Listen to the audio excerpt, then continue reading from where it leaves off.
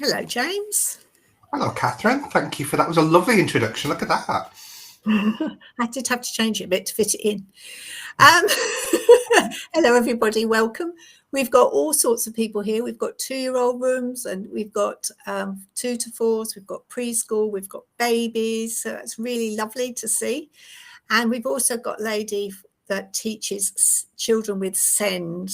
Now, I'm hoping that this lady is the lady that emailed me, because unfortunately, James didn't get your email, Louise. So if it's you, would you mind just writing in the chat? Because I did try to find your email, but in the host of emails that I got, I just didn't find it. So if you wouldn't mind just writing in the chat what you'd like us to include, we would really love you to do that. Everybody is welcome to write in the chat, okay? Because this is a huge subject that we're talking about. But we generally start with the weather. So have you got rain, James?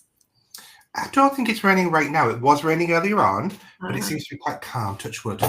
Okay, it's quite calm, but it's tipping down with rain here in Suffolk.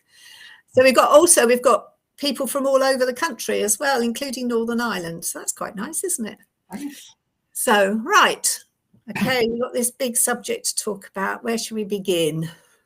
Well, should we start with some definitions to begin with? That would be good. That caught a few people out. So, and we might have our first disagreement right out the bat in a moment, actually. No, I don't think we're going to have a disagreement, but it depends on how you interpret the question. We'll be really polite about it either way. So, I'm going to talk to you tonight about continuous provision. I might dip in a little bit as well to enhanced provision to talk about how it all links together. But I want to just clarify essentially where I come from with continuous provision, what it means to me. So continuous provision should mean, or does refer to, the resources, the shelves, the space that you provide that's there available continuously every single day that the children come in, from the very start of their journey with you right the way through to the end of their journey with you. It's not something that we take out and put in different days, different things. It's not that we take things out because they're getting bored of it. We address those issues as we go through. That's your enhancements and all that stuff. But your continuous provision should be there permanently for children to go back and access whenever they want. Now, I've had many clients who use the term continuous provision to mean everything in their room all the time. They don't seem to want to differentiate between continuous and enhanced provision. They don't seem to understand that the stuff that you add on top is something that it comes and goes. You know, you might have if you're a topic-led setting, you might choose to have things about Christmas or people who help us or whatever your topic is, and those things will disappear once they've served their purpose. And you might bring out things linked to interests, and again, they'll disappear as they've served the purpose. But throughout all of that, you're still going to have your wooden bricks and your Play-Doh and your buckets and spades, because we know those things can be used for lots of different purposes. Does that resonate with your definition? Absolutely. And I think that if it's all organised really well, that actually allows the adults to have choice. First of all, they won't be crowd controlling, and they have a choice then to either interact and get involved or sit back and observe. 100%. But if the environment isn't right, for all sorts of reasons, whether that be because, I know a setting, I hope they still don't do it. We used to move everything around on a Monday morning, so the children would come in to find the home corner in a completely different place, the puzzles in a completely different place.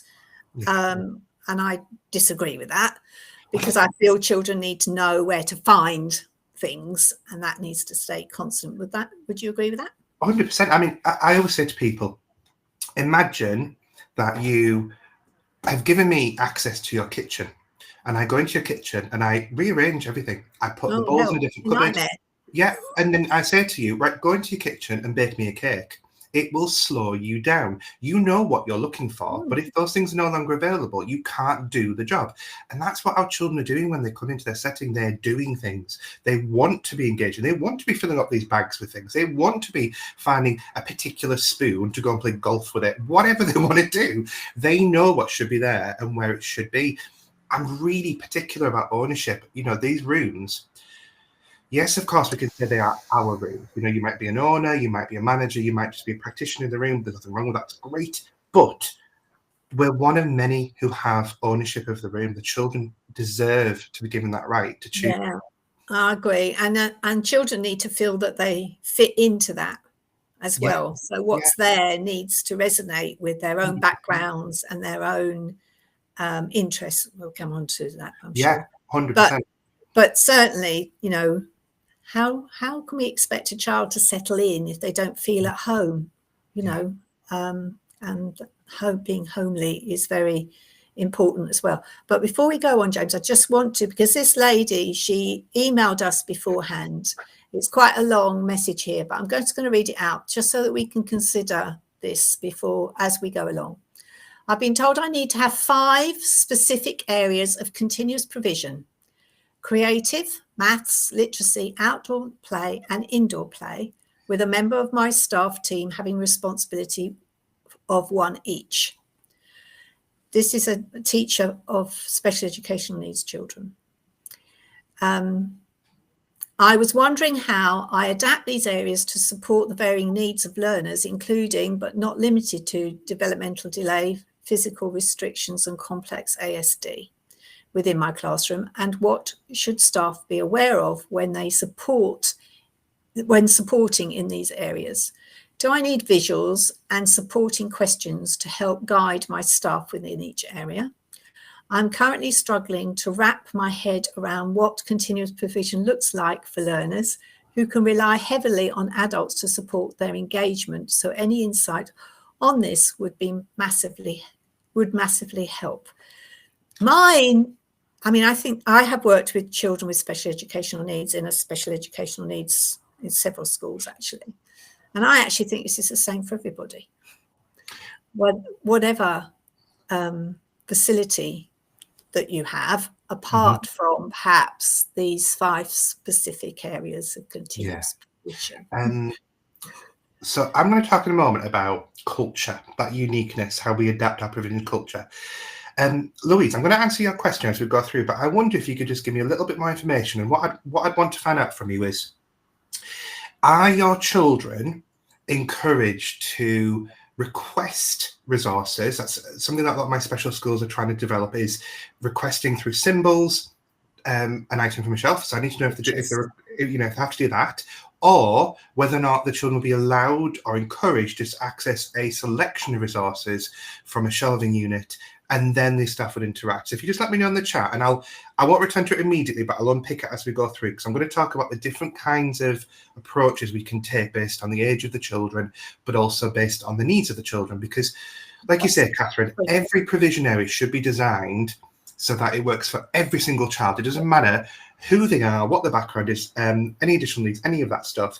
But when we've got a specialist provision, usually there's a really big curriculum focus, which again I'll talk about in a second. So if it's that selecting things using visuals to select, that's something we need to start off thinking about. So can I talk about culture? And also it's about being stage appropriate, isn't it? Yes. Yeah. 100%. Because whatever the child's age is, okay, even in normal provision, we'll have 2-year-olds that will be at this stage in this particular area of learning, and this stage in another area of learning, and there'll be huge gap, and that gap does close as children get older, but there will be huge differences between the children. 100%. And again, take it back to the kitchen idea. You might be the worst baker in the world. I might be a master baker, and I'm actually brilliant at being able to make a 3-tier cake. So we still have the same tools for both of us. It's just our output, what we do with it, is different, and we can achieve that through having open-ended resources. So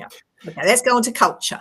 So this can be the bit that people kind of go, oh, it's very like thinky. It's less like buildy. Just, it's really important that people consider this first of all, and you will have thought about almost all of this. I'm not going to go too deep into it, and if people would like to, they can find a video about that online separately from me. I've got that on YouTube. But in a nutshell, The concept of culture is tuning into what makes you unique. So it's thinking about what your children do at home, what their play diet is, what their play styles are like. Are they rough and tumble? Are they, do they prefer quite quiet corners? Are they sociable?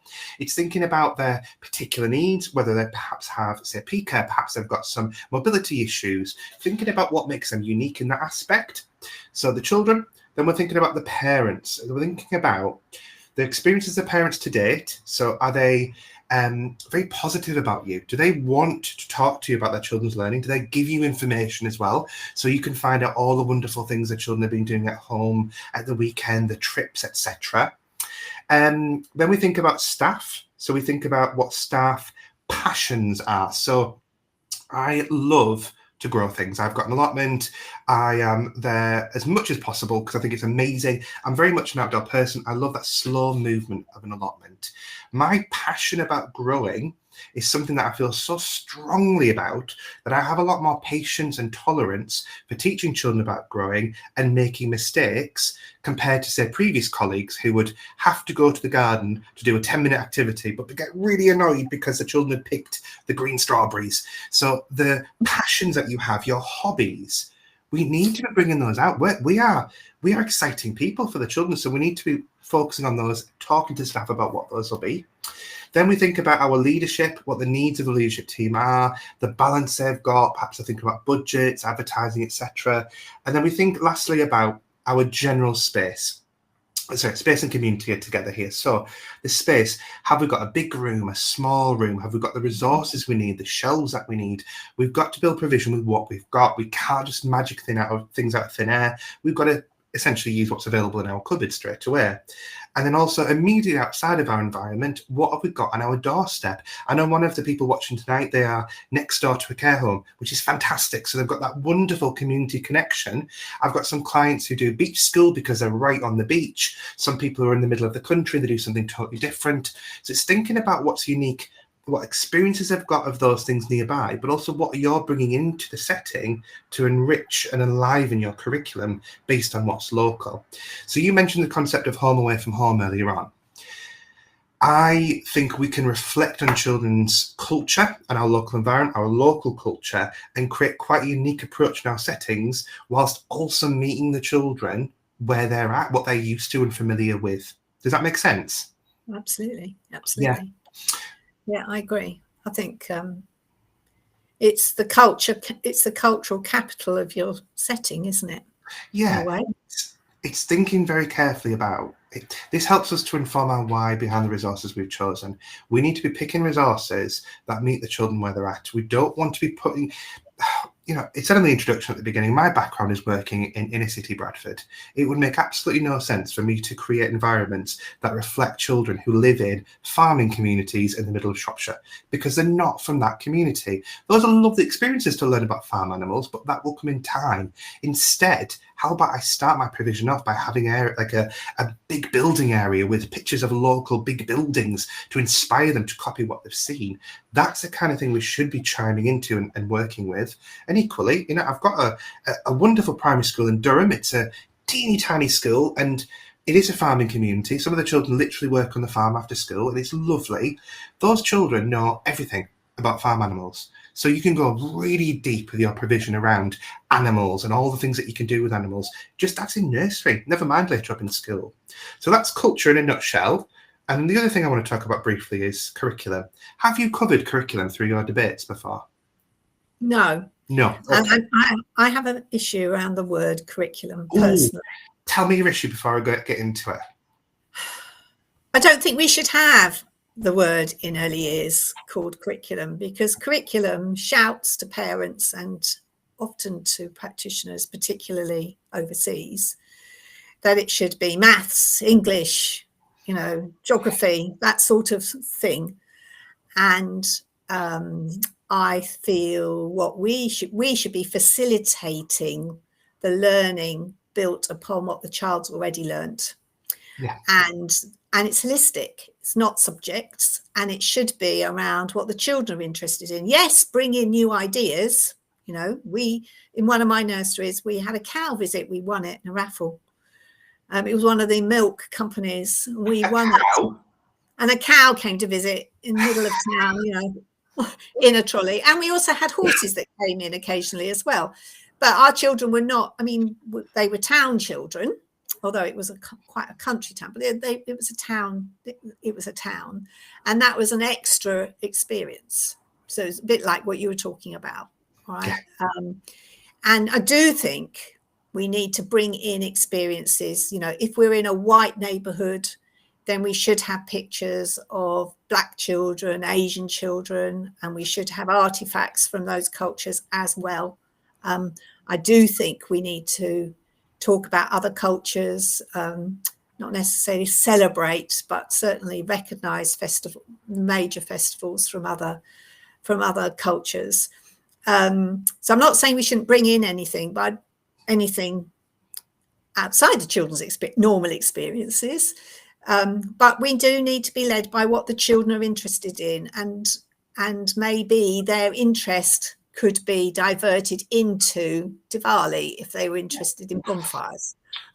Or for me, so yeah, go on. Yeah. So for me, your curriculum, you're right. I really do not like people replicating everything that exists within development matters or birth to five matters, because we don't need to have a whole page that says learning to count 1 to 5, learning to count. All of this stuff is already printed for us in these wonderful documents that we can access.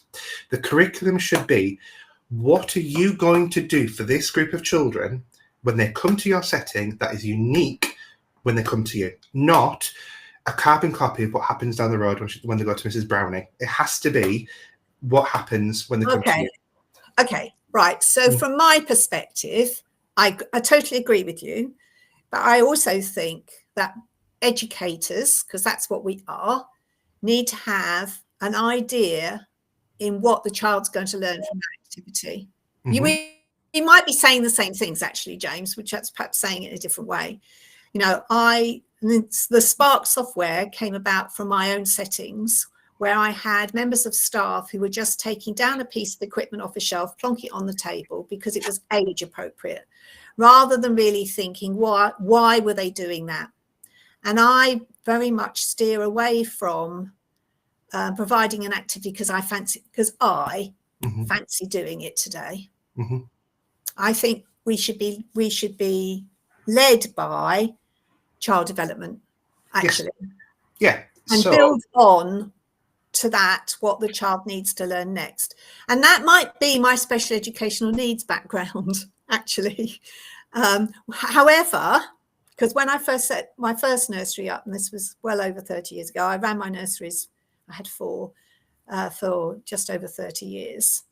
When I first set up the first nursery, every child had special educational needs as far as I was concerned. Okay, because I'd just come out of special educational needs school. And that's my pedagogy, very much that every child is unique and individual, but always has been, because it was well before we had the foundation stage and the principles of the foundation stage. And yes, it's great to do gardening. And I've done lots of gardening in the past. In the special needs school that I was last in, I set up gardens for every child. But we need to be thinking, well, okay, so we know this child can count to 10, but can they make sets to 10? So let's get 10 seeds out the packet, you know, that sort of thing. Yeah, 100%. So a lot of that, I would say, exists within the curriculum guidances, so the birth to 5 and the development matters. And I think there is a big problem at the moment in the sector of staff not always having that in terms of their knowledge. That's what we're aiming to teach at some point. And I do think that moving away from gathering lots of observations and having to cross-reference them has left us with this knowledge gap, because we're not constantly dipping into the document to look at those statements. But when I say curriculum, what I mean is listing. It doesn't have to be listed, but, you know, within a document or within a discussion, because it doesn't have to be written down, but listing the kind of experiences that we're going to have. So at this nursery, we go to beach school because we've got a beach down the road. So that's unique to us. At this nursery, we like to really reinforce the importance of singing. So we will have, you might have a local artist come in, a local singer to come in to support the children. So listing some core experiences that you want to provide that's unique to you, but also listing some of the dispositions that you're going to really focus on that you believe are really valuable. So things like creativity, curiosity, if those are things that are really key to you, put those in your curriculum, and then what you can do is unpick them, how you're going to support that. And it's not always going to be fully laid out in your document. I'm going to support creativity by having 5 pencils and 5 pieces of paper in this area. You can't do that. You can't go to that level, but you have the core vision almost in your curriculum. And then as a team, you decide what your pedagogy, your approach is going to be, and you have that shared discussion between a lot of you. So it doesn't always have to be in the document, but culture and curriculum go hand in hand. They should inform each other. And that's why I know we've got someone from Northern Ireland. I did quite a bit of work in Northern Ireland. And some of the language people use in the different countries in the UK, we've switched between having curriculum guidances, which is what we would call the development matters birth to 5, but other people call those documents their curriculum. They've got to follow it. Yes. And you do have to follow it, but you can still bring in more things that link up and support the locality of where you're based in. You know, some of my clients, I've got quite a lot of nurseries in Bognor in Northern Ireland. It's really close to the beach. Let's embrace that. Let's make that a part of the everyday experience that children have there.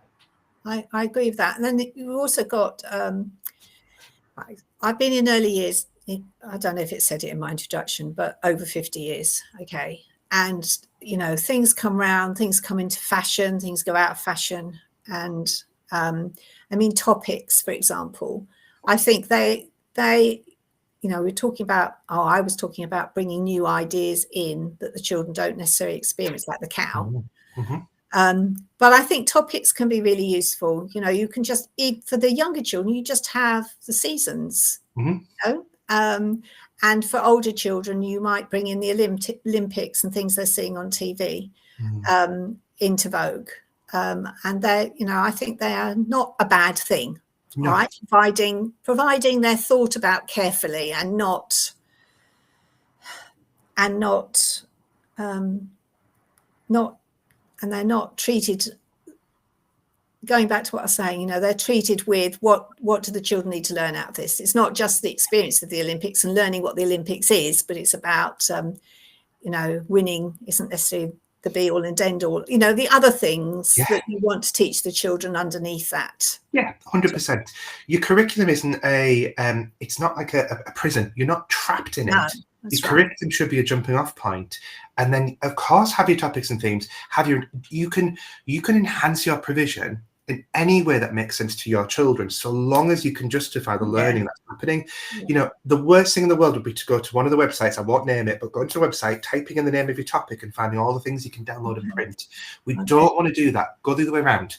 I've got a child who's loving transporting at the moment. He loves dump trucks. I'm going to go on this website and find some photographs. That's how we do it. That's how we use those websites. Okay. Can I talk about how we pick our resources in our areas? Is that okay? Yeah. Okay. Right. So, and people on the chat, come on, let's have some of your ideas as well. Louise, I've not forgotten about you. I'm coming back to you. I promise, chicken. So, when I first started teaching, and I'm not throwing shade against the concept. It was great at the time, but I was given a document, and it was what to have in your sand area, what to have in your water area, what to have in your construction area. It was lists of resources. And I think the idea was to help improve the provision offering across the city. And actually, I think it did do the job it was meant to do, but it was very uniform. Yeah, just too narrow. It's where is the uniqueness? Where are we reflecting on the beautiful experiences children are bringing? I'll give the city away. It's Bradford. That's where I first started teaching. And I love the people, the team in Bradford that created it. They're really great people. But Bradford's a really interesting city because we've got everything from inner city schools, where it's the kind of setup you'd imagine. You know, there's it's very busy, very crowded, lots of big buildings, that sort of thing. We've also got little villages, and yet all these schools were provided with the same material. It needs to be personalised a lot more. I mean, if you've not been given that folder, the same could apply to going onto websites and seeing lists, buying books and seeing lists, but also flicking through catalogues and seeing these classrooms already set up in a certain way. This gives us a false impression about what we should have. That shouldn't be how we start sorting resources. Our first start should be, when we're pulling stuff together, I have this term that I call familiar or similar. And it's building on what the children know from home, and you choose resources that have got a familiar foundation that you can build a small amount of new learning on every time they use it. So I've got a few spoons to show you, which will show up on this camera. Great. Oh, I use spoons a lot. Go on. I've got spoons all over. So, I've got a collection of spoons. I Not honestly, with me though. I'm dangerous at a car boot sale. You have to watch me. So imagine you're a 2-year-old and at home you've seen a wooden spoon. Chances are most 2-year-olds have seen wooden spoons galore. They've held it in their hands. They understand how it works. The skills that they've got about using a spoon, of holding a spoon, scooping with this bit of the spoon, and potentially positioning it somewhere like their mouth, those are skills they've already got. So because they are already familiar with that resource, you could provide this exact resource and they would use it in your provision straight away. They wouldn't be slowed down with exploration, which I'll get to in a moment. But because they've got the knowledge of how to use this resource, they can take the skills from this and apply it to different kinds of spoons and scoops, because all of these work exactly the same way. I hold it here, I put something here, and I bring it to my mouth. Now, across those 5 spoons, there is a huge amount of opportunities for practitioners to talk about metal and wood and plastic and silver and bronze and bumpy and shiny, and oh my goodness me, the amount of vocabulary you can get from 5 spoons is phenomenal. Imagine that replicated across your entire provision with 5 of everything, 5 of lots of different types of resources. It can be huge, the learning opportunities happening there. Yeah. Now, the point of the familiar or similar is I've already got the skills to start with and the knowledge. So my new learning, as in learning how to use scaffolding, in other words. Yeah, it's a super small step between one rung of that ladder to the next. It's really powerful. And that for me is the most important underpinning principle when you're designing your continuous provision, is we shouldn't have things in continuous provision that are so unusual that we cannot play with them straight away. Piaget talks about the difference between play and exploration. He said, exploration is multisensory. We've got to pick it up, we've got to mouth it, we've got to smell it, sniff it, throw it across the room to see what happens to it. We're going to be destructive with it because we don't know what to do with it. And the thing is, adults will do the same thing, perhaps not as destructive, but we'll still bash a thing. We'll still do something that might be a bit damaging to an item we've never seen before. Children will do that en masse, and they will always do that. They do that because they haven't got previous knowledge to build this new item off of. I'm forever talking about typewriters. Lovely resource if it's part of their journey. If they're already interested in stamps and printmaking, if they're already interested in mechanics, if they're already interested in dabbing or rotation or paper or typing, beautiful resource. But if they've never shown an interest in it, if you put a typewriter out in front of a child, most children, they won't know exactly. They'll bash on the keys. I had one child pick it up and throw it across the room before in my provision because they didn't know they weren't meant to do that. And that exploration is important but destructive. So we want to limit the periods of exploration where possible. Now, for our very youngest children, our SEND children, they're going to need a lot of exploration, but we can slow that journey down, give them a long time with a resource that might be a bit unusual, and eventually, after exploration is completed, we can then play with it because we know enough about it. Does that resonate? Do you understand what I'm coming? Oh, I think that's a really good way of explaining it. Actually, I shall be using my spoons in a different way in future. You've just extended my learning, James. I'm going to carry on. It really resonates with Lynette's work on schema play. The idea that you take what you already know and you build things on top of it. In her training, she has an unusual resource that she uses, and she asks people to make sense of it. And what you do is your brain goes, "Oh, I don't know what that is. I don't know what that is," and you reach out with your brain to make connections, and that's what we're trying to achieve as a child. It's really powerful. So once we've got the familiar or similar in mind, we still haven't built provision at this point, but we're still thinking about choosing resources that link with our culture, link with curriculum. We know that we want our children to be supported with their fine motor control, so we're going to have lots of spoons. We then think about open-endedness. So we think about how many different ways can a child use this resource. Now, when I first started doing training, I was only doing loose parts training, which is why I have 2 attic rooms up here. I've got storage and I've got my study. It's why that room next door I'm really worried about putting stuff in that room because I think my house is going to tip over at some point. There's so much stuff in there. I gather and I gather and I gather, and I've got so many things. It's loose parts, open-ended play. It's so powerful, but we do have this idea in our brains, I think, as practitioners, because we see lots of pictures of loose parts play. So that loose parts has to be pine cones and acorns and natural resources. We have to think more broadly than that. Of course, those are wonderful loose parts resources, but a spoon is an open-ended resource because it can be used for lots of different things. A wooden block, Play-Doh, water, sand, anything that you can think of, at least 2 or 3 different things you could do with that item begins to look like an open-ended resource to me. And the more things you can do with it, the better it is for the children, because we're looking for... So you would put your spoons, sorry to interrupt, but you'd put your spoon collection, you'd move it around your continuous provision, would you? Not necessarily. So in a moment, I'm going to talk about bringing the resources together in a way that makes sense for the children. No, I'm going to come back to that, Catherine. Okay. So it's all good. So we've got our open-ended resource. Have you heard of affordance theory? No, okay, no, sorry. So, affordance theory from the Gibsons. It was a married couple that came up with the theory, and they said in the animal kingdom, human beings included, the most important thing when we first see an item is what does it afford us? What can we do with it? Yeah. So a chair affords you sitting down and comfort. A cup affords you a cup of, in this case, hot chocolate. It's all about what I can do with an item. They said it doesn't really matter what an item is made out of in the long run. It's about what you can do with it. So, and don't get me wrong, material choice is important. But when it comes down to it, pick resources that have got lots and lots of ways to be used. That's a really key thing here. And I know some children struggle with the idea of an open-ended resource.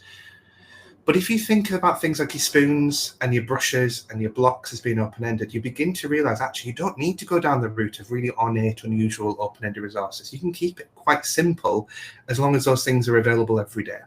So, can I just add something there? Of course you can. I've done training in the past with my teams in my nurseries. We were talking about enhancing language, actually. And I made a collection of things we sit on. I literally brought them in. Nice. No, I like it. It's good. And if you think about it, we sit on lots of different things, but they're all called different names. Yeah. A stool, an office chair, a settee, a couch. You know, there are loads of a high chair, but children have to learn all of those. They have to learn all of those terms and put them against the object correctly. Yeah, it's really quite. It's very. We just take things for granted as adults that children just know, but actually they have to learn it all. And it's the same with your spoons, really, isn't it? Yeah, 100%. Lynette will hate me for this, don't tell her. So I'm going to really simplify a psychological term here that she tells me off for doing. But imagine that inside of your brain, you've got lots of little boxes. And inside of your brain, Catherine, you've got a box that says things I can sit on. And what you've described there is you've described experiences you're giving the children so they can put that experience inside that box. And there are connections between that box. So the word, the chair is inside of that box, but there's also a box somewhere else in your brain that says car. And there's a chair. Yeah, exactly. Yeah. All those connections exist, but we have to immerse our children in those experiences. And what you've got there is you've got a really great example of familiar or similar. So we've got this stool, I can sit on it, but I can also sit on this. I can take my skill of sitting and sit on this. And it's really, really good. I love collections. I think the idea of collections is great. I feel like Alice Sharp talks a lot about collections, doesn't she? She's got a wonderful treasure trove of things that are very similar. And I love that idea. And that's one of the ways that we can organise our provision. So for the baby room practitioners and also for the SND children practitioners, but also for, I'd say, neurotypical practitioners or practitioners in a mainstream setting, collections can be quite powerful because it's about bringing together things in, say, a basket or a box. I've got these. They're actually called wine gift boxes from Amazon, but they're a really lovely length. And what I've got paintbrushes in this one. I have a collection of these that I take for training, and I think they're quite useful to have, like a little collections of spoons as treasure, as paintbrushes as treasure. And that's one way you can support those connections between the resources if you want to. It's not how I would design provision For my children that I've had in the past, because actually a lot of the children I've had perhaps have got fewer experiences, but if you've got children who already have quite a rich diet of spoons and other similar tools, that's a great idea to start off with. But then if we think about just generally how we're building provision areas. So for our baby room, or the youngest children, and I'm like you, I'm very mindful about the language here. I don't necessarily want to say, if you don't have a baby, you can't do this. It's about the children who would benefit most from this. You don't have to have specific provision areas. I was in a client setting recently, and in the baby room, they had a maths area, and it wasn't counters and games and things, but it was things that, patterns and a few Stacking. Yes, sat numbers, that sort of stuff. And I thought, I get what you're doing. You're taking your concept of maths and going, these are all for maths here. But for babies, they don't have those collections, those boxes in their brain. They haven't started to organise learning that way, have they? Well, and we should be concentrating on the prime areas anyway, shouldn't we, first for babies? 100%, but we wouldn't have a physical development area, would we? Because and we wouldn't plan for maths either. In a baby room, we perhaps would be playing with boxes, fitting boxes inside each other. We might start counting them, and we might start talking about the colours of them, but we wouldn't set that activity out for maths. No, we would set it out for physical development. So what I typically say to people is, for a baby room, think less about having areas and just think more about zoned areas. So when I say zones, spaces, I'm referring to bigger spaces. So this space here is really good for more messy, creative things because there's a sink and the floor's perfect. And all of this area here, we might have a table, we might have an easel, be a very low table, of course. We might have a set of brushes on the shelf here. We might have a set of stampers. Doesn't mean those things can't be transported somewhere else, but they just happen to live here because we might put paint out here in this area every day. Then you'd have another area which would be more of like a movement area, which would be more of a space where you'd have yeah, exactly, that kinesthesia, that moving my whole body to make sense. And that's the biggest area in your room.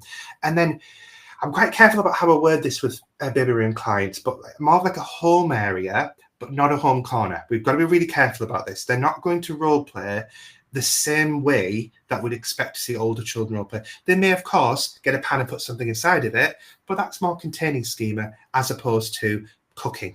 So I kind of think of it more like exploring materials that they perhaps have come into contact with at home. Yeah, it's a cozy corner. It's a place to be comfortable. It's a place to feel like I can explore. It's a place to slow down as well. Because if you think about the other areas in a baby room, they're very active. And a lot of our youngest children, of course, they can sleep, but they also need time just to power down for a little bit. We had a fruit bag. Okay. It wasn't fruit necessarily. But it was real. So it was fruit and vegetables. Yeah. And our babies had a different fruit bag every week I've got some lovely pictures of different cabbages, red one, Savoy, different cabbages for the children to explore. Now, at the beginning of the week, they stay very whole. Yeah. By the end of the week, they don't look particularly beautiful anymore. I love that. So we also continued that, actually, although the babies had that on a regular basis. But the older children, I can remember we gave them a bag, one of those big bag of Brussels sprouts at Christmas time. Yeah. And they did all sorts of things with different things every day with the Brussels sprouts until they were all, pulled apart and looked at under microscopes. And we should note, for anyone listening, obviously that was fully staffed, wasn't it, Catherine? Oh yeah, absolutely. Because honestly, at the moment, the food guys, the paediatric first aid are there right now if you produce food of any sort. But it's lovely, and that's it's a place to, because let's be honest, if you're going to be exploring a cabbage, you don't want to be over in the movement area where there's a child rolling around on the floor or tipping out a container. You want to be somewhere where you can be more comfortable, cozy, and perhaps a bit of solitary, in the corner, playing maybe parallel to a practitioner. So yeah, three zones in your baby room. I would also recommend that for settings where there's a look to strip back some provision. So, for example, some of my special needs schools, SND schools, sorry, they would strip back the provision because they're hoping for more visual choice. The child has to use a symbol, so they'd have a zoned approach because it gives them more space. It's your choice, really. As you move on to a next room, or the children get older, if you've got one group of children, you might have childminders who will watch this as well. You can begin, if you wish, to have more specific zones that might link to certain play behaviours that you think will be typical for children at this age. So, for example, you might have children who are no longer just moving their whole bodies, they're now really interested in stacking blocks up high. So you might move towards construction. You might have children who are over in the messy area, but actually their favourite activity has been lots of pouring. So suddenly the idea of a dry sand or a water area becomes much more relevant, and it feels more practical for these children. But you also could stick with the zoned approach, and you can bring those areas in that I just mentioned and still have them nearby. So a sand area nearby to the paint area, so they can combine them. I don't want to go too deep with that because that's a bit that I could talk to you about forever, but I do work with my clients in person about that. We always have a different approach in every setting about what it looks like when it's organized together. But if you want to have individual areas, that works really, really well.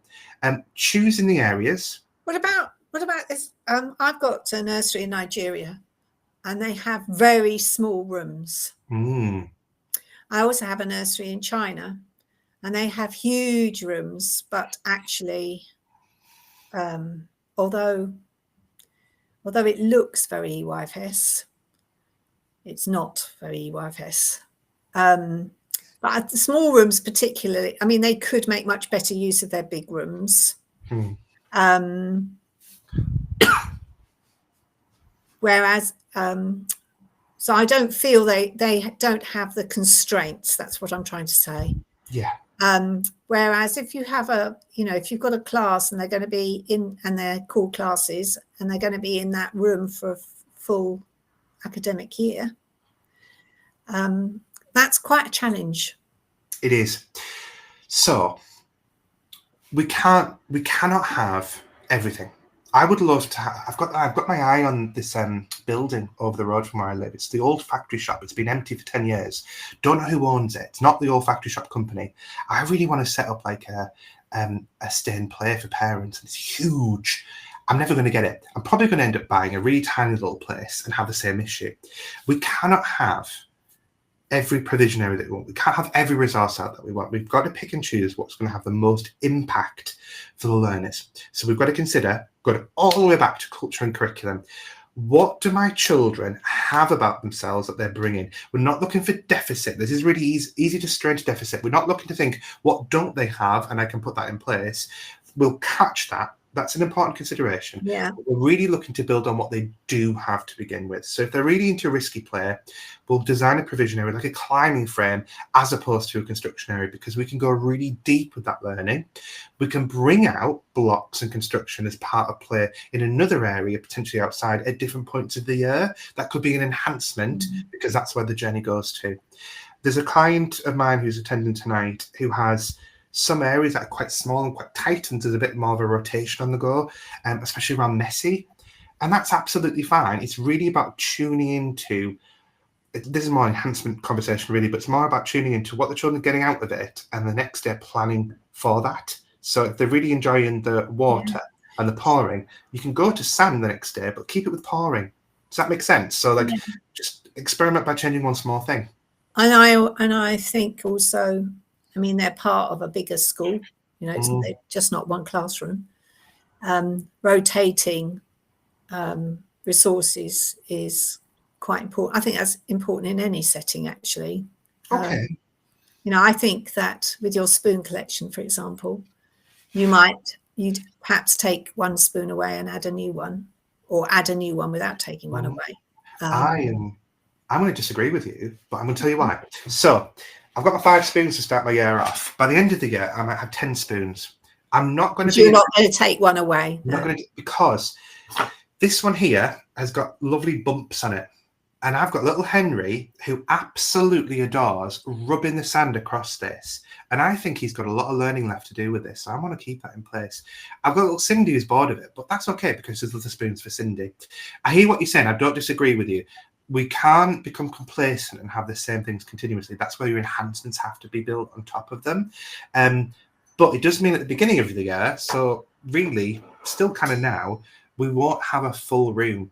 We're still going to have some space to add things in over time. Things will disappear, of course, but we're still going to have space. So these settings that start with these immaculate provision areas in September, I look and think, it's done, it's finished. You've got no room for anything else. What about the child who's coming in today, who loves tractors, who wants that gigantic box from the printing room?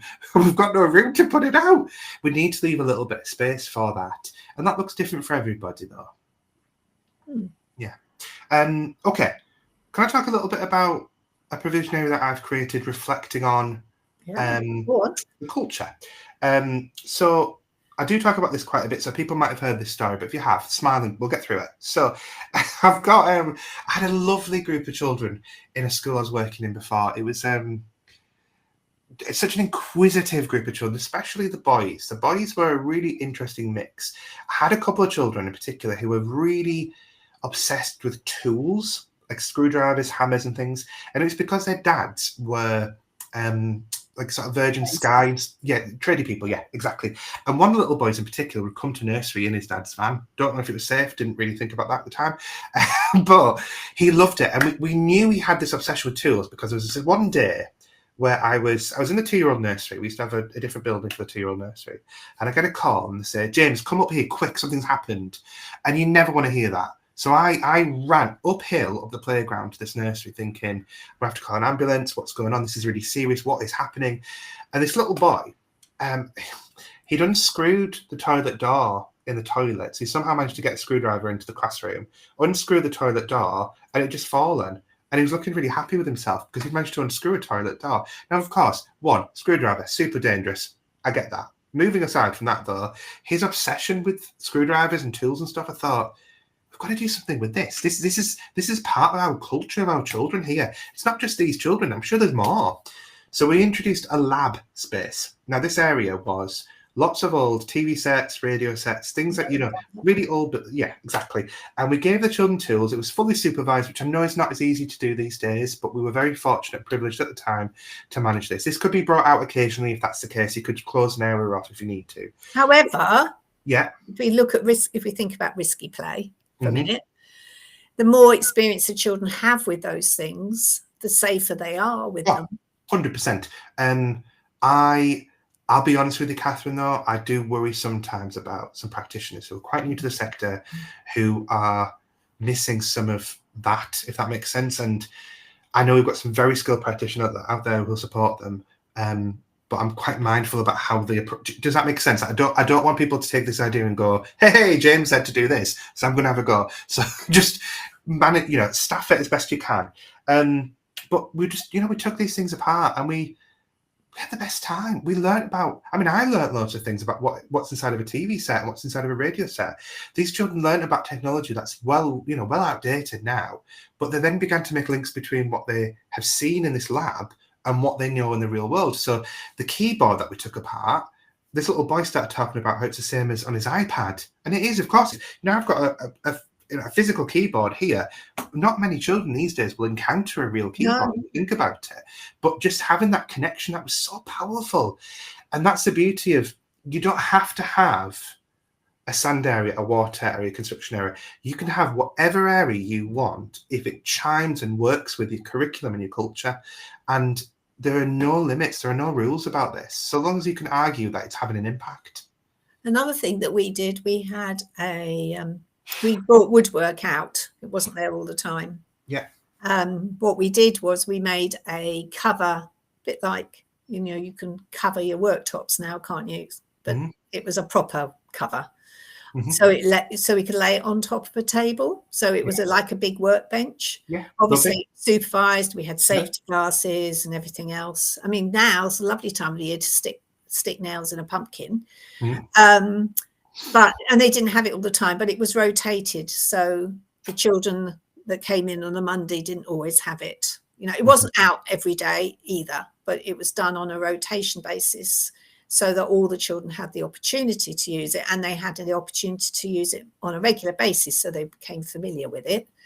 And so did the staff, because again, you've got to have people who understand how to use and support. But, you know, with our software, that is one of the first things that people get rid of is the woodwork. They don't want, and in fact, when we first started, because the software was made for my own settings, when we first allowed other people to use it, I had somebody who didn't want their children to have a stapler or a hole punch because they felt it was health and safety risk.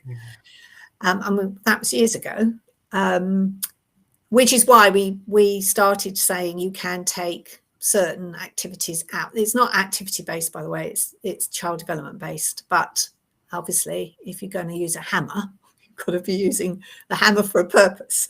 So yeah, so but I don't think many nurseries even now have woodwork, do they?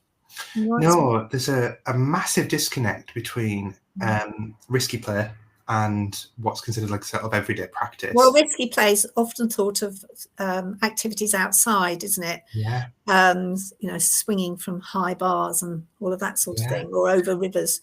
But actually quite a lot can happen indoors as 100%. Well, if we think about it. And, you know, we're living in a world where these skills are going to be more important in some ways than people's brains, if that makes sense. And more than the academics in some ways, because ChatGPT can't make a hobby horse, can it? No. You know? The thing about about risky play is it's creative. It's how do I solve a problem? And usually there's it's not academic risk, it's physical risk. So I want to get my ball down. How do I do it? I'm going to climb on top of this structure. I want to be able to make a hole in this piece of wood. I'm going to use a hammer. It's really valuable. There's a wonderful researcher called Ellen Sansita who lists dangerous tools as one of her 8 risky play behaviours. And like you said, the woodwork, it's in there perfect. What I would say is it's all relative to the person. So you and I will have different tolerances about heights. You might feel confident jumping out of an aeroplane, whereas I might lean out of a window upstairs and feel sick. Yeah, but that's really important. Children have the same thing. One child might get a hammer from you and go, "Whoa, hammer!" and start bashing against the shelves. Another child might see it and think, "Oh, it's scary. I don't like it." So their learning about woodwork might be pitched much lower, like you mentioned, about pumpkins and the teepees in the pumpkins. They might be using a rubber mallet. They might also be using something really simple and small. It could be anything. It could be just using their fingers, because we've got to scaffold up to a point where they feel safe to use a hammer. Yeah, it's exactly the same as a child that doesn't like to get messy. Yeah. You know, you want them to paint, you want them to experience the joy of painting, but they don't actually like getting messy. So therefore you put cling film over the table so they don't get messy when they finger paint, with the paint between the table and the cling film. Yeah. You know, we do that sort of thing, don't we? To support those children to, I mean, I have a member of staff at the moment, her child didn't like get messy at all. She's right into it now. She's only 2. I mean, admittedly, she's got practitioner as a mother, and her mother knew exactly what she needed to do. But, you know, she's really into her messy play now. She can't stop her doing it. She's into puddles at the minute, which isn't necessarily messy play. It's a joy to see, because she can't actually jump yet. No. She does this in the puddles. and one of the boots might be raised up a little bit. But, you know, it's about helping children to achieve, isn't it? Yeah, 100%. Sorry, I keep going off, making you go off track. No, it's absolutely fine. I'm mindful. I was going to talk briefly about enhanced provision, but I'm also mindful of the time. I think we should probably do another one where we cover we're definitely going to do another one of these. Do you mind if I go back to have a look at Louise's comments? Yes. I'll shout them out to you. Right, she needs to have 5 specific areas of continuous provision: creative maths, literacy, outdoor play. I'm not going to read all of that, but then she comes back to us and says, yes, they're encouraged to request certain resources. I'm happy for the children to have access to certain resources that would be continuous provision area within the continuous provision areas, and then have certain resources such as glitter that children could request from an adult. Lovely. So this is a really good point, this actually. So Louise could actually be describing any skill here, any setting, sorry. I would still have, I love the word rich. I think you need to have a rich continuous provision area, as in more than one thing to be able to do in this area. Enough tools to be able to go and select and do different things in that and area. that, I think that also, that's really important for our 2-year-olds. Oh yeah, 100%. Can't share. All right, no. Shouldn't be forced to share. Right across they the need ages. to have lots of the same thing or similar things, so they don't need to fight over them. I just need to pop that in. And babies, we want treasure baskets, but we want to make sure that we've got sufficient variety in there for sensory development, but we also want to make sure that we've got enough items so they don't have to share everything. So what I'd say, Louise, and I would encourage you, if it's okay, to, through Catherine, maybe reach out to me separately so we can go a bit deeper if you wish. But across your 5 areas, I'm very pragmatic. I'm not going to say to you, go back to your head teacher and say you can't have those 5 areas, because I think that will just cause a war. So what I'd say is stick with what they want for the time being, but within each of the 5 areas, bring out slightly more resources, make it a bit more rich, link to a broader possible outcome. So for example, in your creative area, you might have a selection of brushes, a selection of sponges, a selection of other tools that might be used for printing and making marks, a selection of paper, a selection of different palettes to put the paint in, potentially even a selection of different art-based materials if it's safe to do so. In your literacy area, you might have a lot of different, it's quite similar to the creative, if I'm honest, but a lot of different ways to make marks, but including things like big cardboard boxes, corrugated cardboard boxes, big sheets of aluminium, foil wrapped around cardboard boxes. Give them lots of different ways to make marks, really broaden that out, make it really rich. And then you mentioned about the glitter.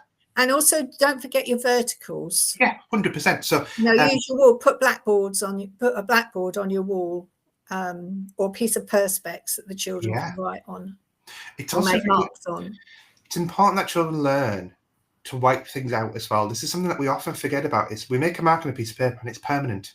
We have to understand the idea of things not becoming so permanent that things wipe out, and there's an opportunity to recreate. It's not a high stakes game, mark making. It can be something that's fun and that we can just try again and again. With the glitter, rather than the outcome. Yeah, the glitter is something that I would actually recommend for all people. People have this idea that continuous provision always has to be stuff that the children can grab straight away. Continuous provision can also be applied to things like they can see somewhere and they can request and you will bring down. Because there are certain things, glitter, we're not going to have out a kilogram box of glitter, because we know exactly what's going to happen. But what we can say is, oh, you would like the glitter? No problem, I get it down. Oh, let's measure out how much we want, or we'll use a cup of glitter, or which colour would you like? It's a learning opportunity.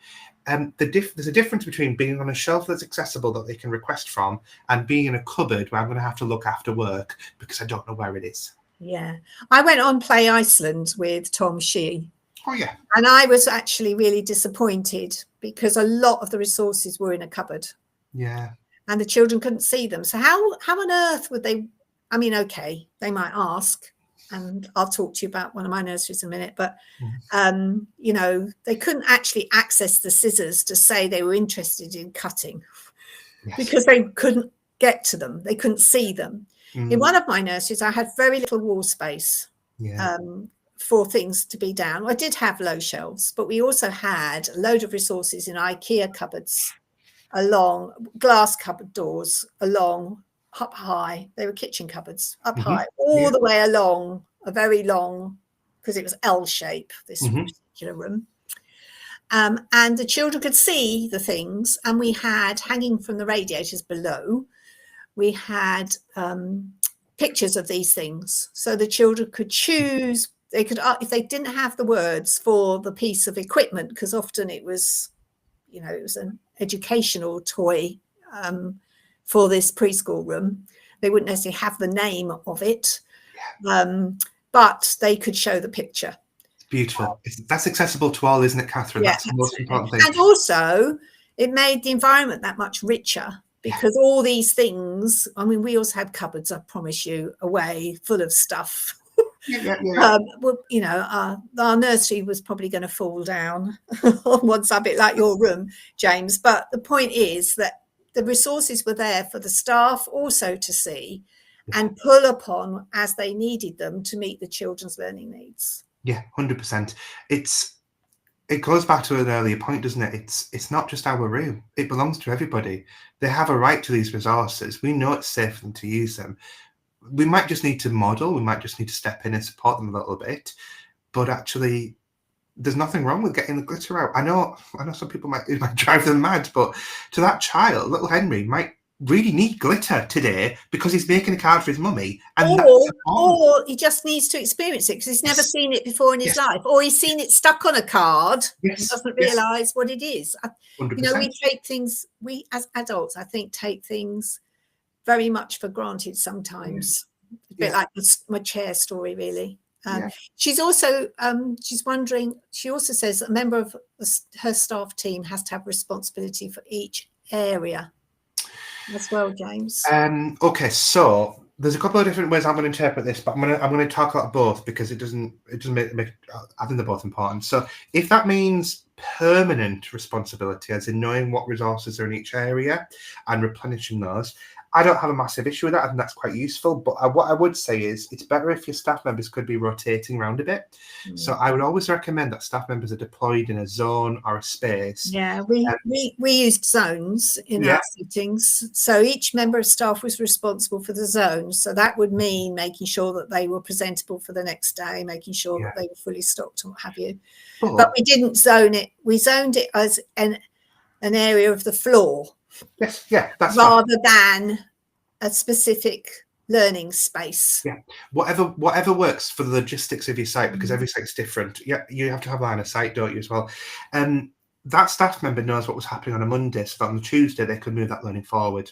And this is the problem with things rotating around. If you're in an area willy-nilly, whenever, just cover, the learning is not happening. The learning is happening in bubbles. It's not a journey. We need to be supporting children to be able to move learning forward. So, Catherine, if you're outside on a Monday and little Jimmy has been building a really tall tower, and he's having a lovely time getting to the top of it, but in the afternoon I come outside and I absolutely despise children climbing up high, I'm going to shut Jimmy's play down. It's much more powerful for you to be able to be outside again in the afternoon to push learning forward for Jimmy and then have a conversation with someone. Okay. Where does the key person come into all this, James? Because, a key person is very important for the child, but I don't think a key person has to be with that child all the time. And I think everybody should be involved in that child's learning. But the key person, in my mind, is the one that's responsible for communicating that is really into that block play. Yeah. So that whoever it is that's supervising that area, or, it could be that somebody's off sick, but everybody else is in the team will know that this is what this child is particularly interested in, not just that they need this at bedtime or rest time. And the physical care of the child is also about their learning needs as well. Yeah. I'm not going to go too deep because I'd put that in the enhanced provision section, but what I will say really briefly is you're not wrong, 100% key person. I had a nursery recently where I gave this advice and they said, but actually, they said a name of a child, Jimmy. Jimmy is always outside, so I'm his key person, and I'll never get to see him if I'm doing this 5-week rotation. I would expect staff members to be able to swap out for short-term periods of time if they're really desperate to go and follow through with a key child in this particular area.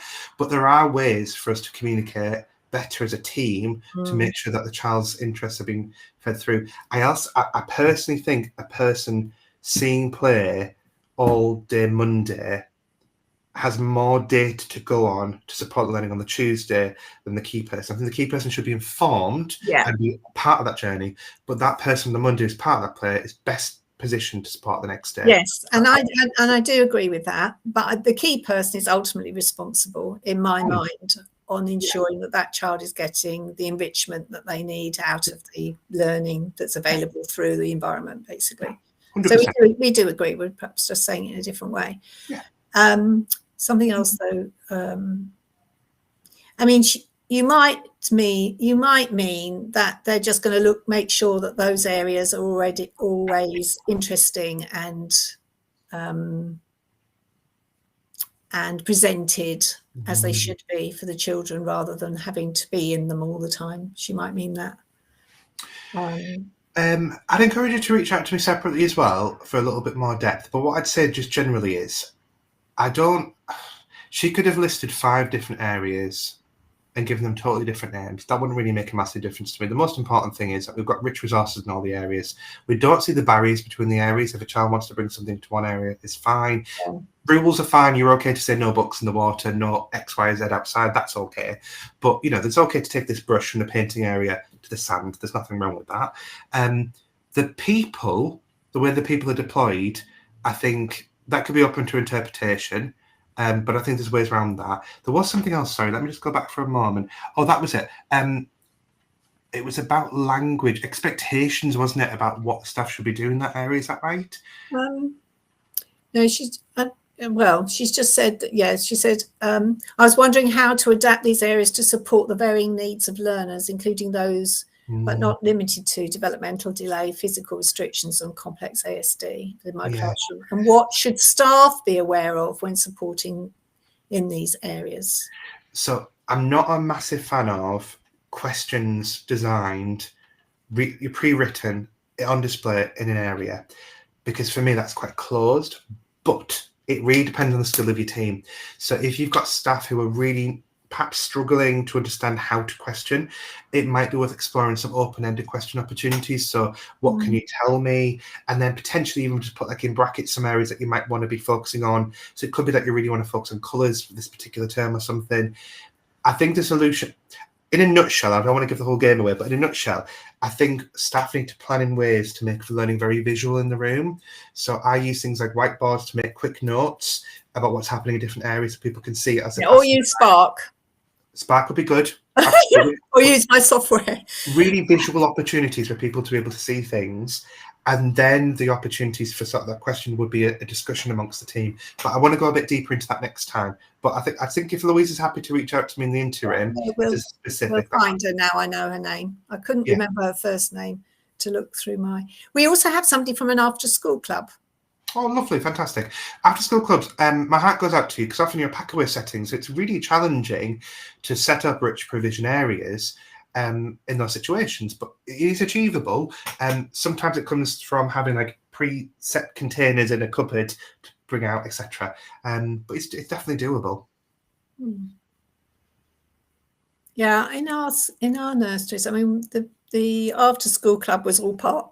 Children would come back to us after school, and they'd probably been with us since being baby. And they would very much make up their own minds what they wanted to do, to be honest. They weren't separate from the oldest age group. Okay. They came in, they had their after school snack because they were always so starving. And they would decide what they wanted to do, really. If you've got older children mixed in with the younger ones, a key thing for me there would be that reciprocal teaching. So, the true mastery of knowing how to do something is being able to explain it. So your older children explaining to your younger children. Yeah, vertically grouped is wonderful. Beautiful, yeah. If you get parents to accept it, which we did for our 2, and 3-year-olds, 2, 3 and 4-year-olds, we had them all together at one point. And once the parents could see the benefits that was giving their children, they were all right about it, but they weren't initially. It's about how you manage the parents, really. Yeah. Carved pumpkins with disposable gloves on, and no one wanted to touch the pumpkin. It's a bit slimy, isn't it, pumpkin? It's hard though, isn't it? I mean, it depends as well, Jane, if is that staff or children? Because if it's staff, that's a really hard mountain to climb. Because staff need to be leading from the front. If it's children, I do get it, but like you say, you can build up to that sort of stuff. You could start with exploring the dry seeds from the pumpkins, exploring the dried entrails essentially from the pumpkins, the dried flesh of the pumpkin, without all the goo attached to it, and slowly build up to that, over time if you want to. Yeah. Start early enough. Yeah. In the season. I've just realised what the time is. Stop, I know, chicken. We're doing really well here. Well, we've done really well here, James. We could go on forever. Has anybody got something they want to ask? Because we've concentrated on one lady's issues. Has anybody got anything that's niggling them about either something that we've said or something that's happening in their setting? Now's your opportunity. I've really enjoyed this evening. I enjoy every Spark debate. Right, we're going to, if everybody's happy, and James, is there anything you wanted to add? No, but I mean, you're going to put this on YouTube, aren't you? Is that I right? am. So this will go on YouTube, and we will send you the link as soon as I've done it, because I have to, I don't edit what we've said, but I have to change it all round. It's not as straightforward as it might seem. So as soon as I've done it, and I will also put some shorts onto TikTok as well, we will send you the link. All right.